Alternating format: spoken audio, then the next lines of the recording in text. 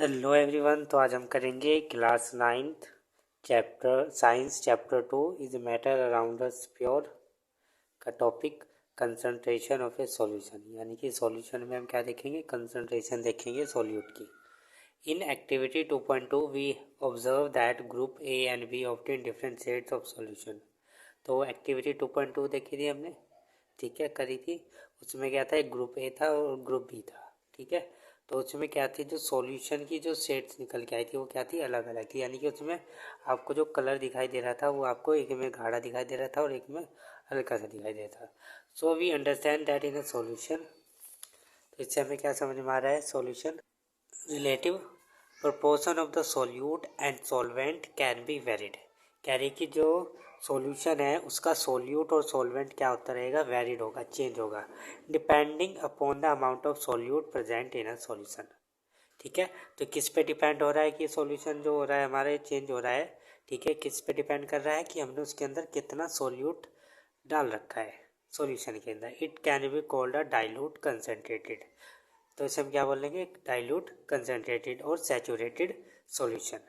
Dilute and concentrated are comparative term, ये दोनों एक ही टर्म है, ठीक है। In activity 2.2 the solution obtain by group A is dilute as compare to that obtain by group B.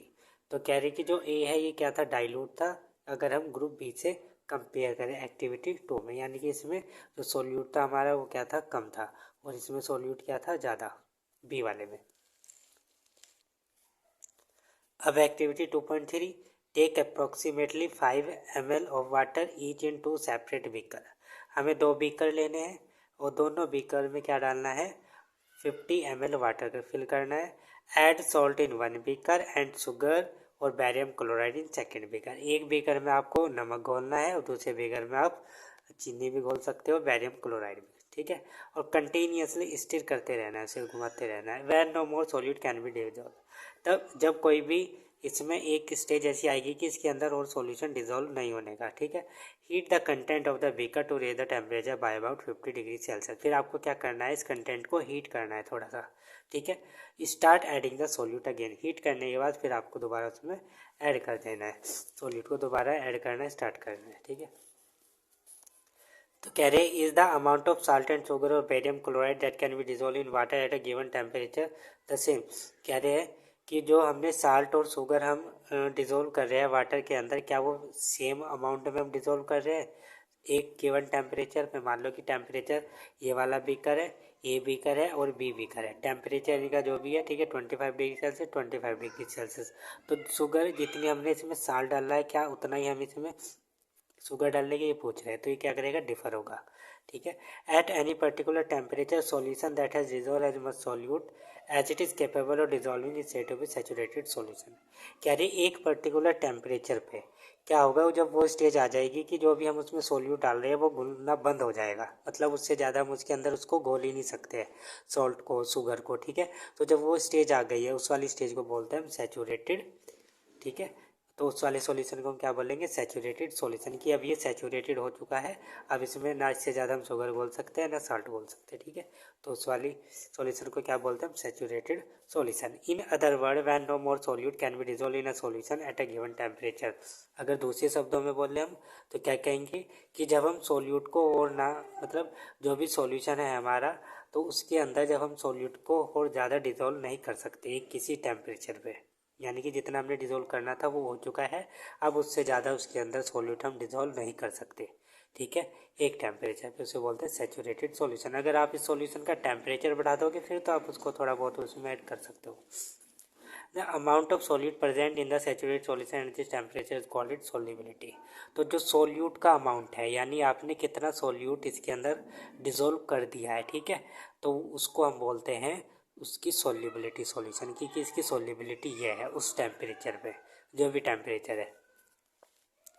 If the amount of solute contained in a solution is less than the saturation level, it is called unsaturated level, ठीक है, unsaturated solution. यानी कि आप अगर sugar घोल रहे हो water के अंदर या साल्ट घोल रहे हो, तो घोलते जा रहे हो घोलते जा रहे हो, ठीक है, अभी वो स्टेज आई नहीं है कि घुलना बंद हो जाए, ठीक है, अभी जो स्टेज वो चल रही है, जब घुलना चल रहा है, घुल रहा है उसके अंदर, तो उस वाली स्टेज को बोलते हैं हम unsaturated solution. What would happen if you were to take a saturated solution at a certain temperature and cool it slowly?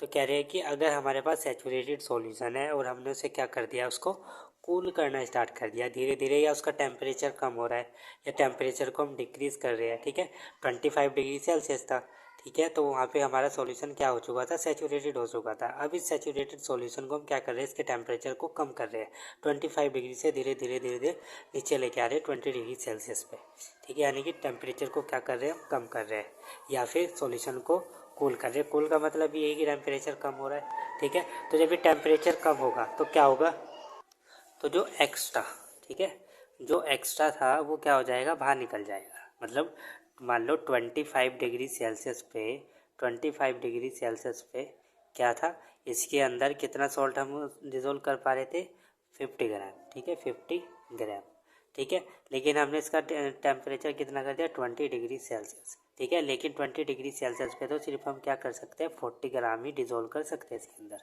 तो जो 10% एक्स्ट्रा है ये बाहर निकल जाएगा, ठीक है, क्रिस्टल की फॉर्म में एक्स्ट्रा जो है, ठीक है, तो इसमें क्या हो जाएगा, धीरे धीरे आपको क्रिस्टल फॉर्म में, सॉलिड फॉर्म में जो एक्स्ट्रा जो है वो बाहर निकल जाएगा, क्योंकि 20 डिग्री सेल्सियस पे आप सिर्फ 40 ग्राम ही साल्ट इसके अंदर डिज़ोल्व कर सकते हो, उससे ज़्यादा नहीं कर सकते। यानी मतलब ये एग्जाम्पल है, ऐसा फिक्स नहीं है कि 20 डिग्री सेल्सियस पे इतना ही होगा, ठीक है, ये एग्जाम्पल था समझाने के लिए सिर्फ। We can infer from the above activity that different substance in a given solvent have different solubility at the same temperature, ठीक है, तो कह रहे हैं कि डिफरेंट सब्सटेंस की डिफरेंट, एक अगर सॉल्वेंट है, मान लो हमारे पास सॉल्वेंट है, इसमें पहले हमने सॉल्ट गिरा है, ठीक है, तो 25 डिग्री सेल्सियस पे ही अलग अमाउंट में डिज़ोल्व होगा। अगर हम शुगर को डाल रहे हैं तो इसका अमाउंट अलग डिज़ोल्व होगा, इसका अमाउंट अलग, मतलब दोनों सॉल्यूट का अमाउंट अलग होगा, ठीक है, सेम टेम्परेचर पे।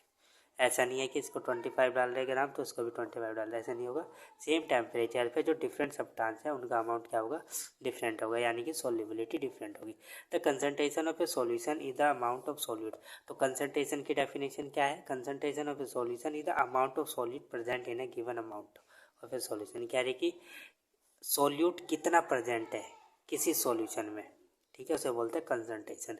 Amount of solute dissolve in a given mass और वॉल्यूम ऑफ सॉल्वेंट, कि हमने सॉल्यूट कितना अमाउंट सॉल्यूट हमने सॉल्यूशन के अंदर डिजोल्व कर रखा है, उसे बोलते हैं कंसंट्रेशन, ठीक है, तो कंसंट्रेशन ऑफ ए सॉल्यूशन क्या हो जाएगी, amount of solute divided by amount of solution, या फिर amount of solute divided by amount of solvent, ठीक है, ये था। अब है there are various way of expressing the concentration of solution but here we will learn only 2 method. तो यहाँ पे हमारे पास कंसंट्रेशन ऑफ सॉल्यूशन को डिफाइन करने के बहुत सारे टर्म्स है, मतलब बहुत सारे मेथड्स हैं, लेकिन यहाँ पे हम सिर्फ 2 ही मेथड को पढ़ेंगे। पहला क्या है, मास बाय मास परसेंटेज, ठीक है, तो पहला मेथड है मास बाय मास परसेंटेज, यानी कि हमने मास ऑफ सॉल्यूट और मास ऑफ सॉल्यूशन और मल्टीप्लाई कर देंगे 100 से, तो क्या निकल जाएगा, मास बाय मास परसेंटेज, यानी कि मास ले लिया हमने सॉल्यूट का और सॉल्यूशन का कितना मास है वो ले लिया, उसे मल्टीप्लाई कर दिया 100 से।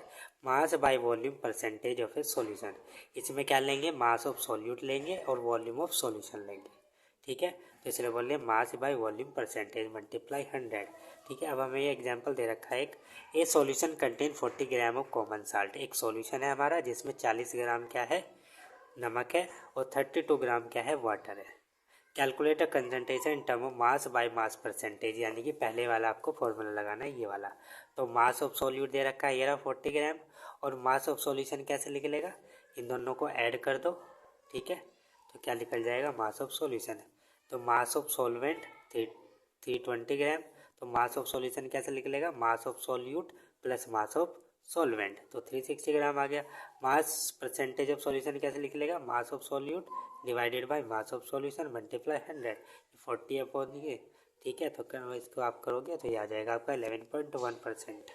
तो नेक्स्ट वीडियो में हम करेंगे व्हाट इज सस्पेंशन। तो आई होप आप सबको समझ में आया होगा, अगर समझ में आ रहा है तो प्लीज़ वीडियो को लाइक कर दो, चैनल को सब्सक्राइब कर लो, अगर आप सब्सक्राइब करते हो लाइक करते हो तो थोड़ा सा मोटिवेशन मिलता है और वीडियो बनाने का।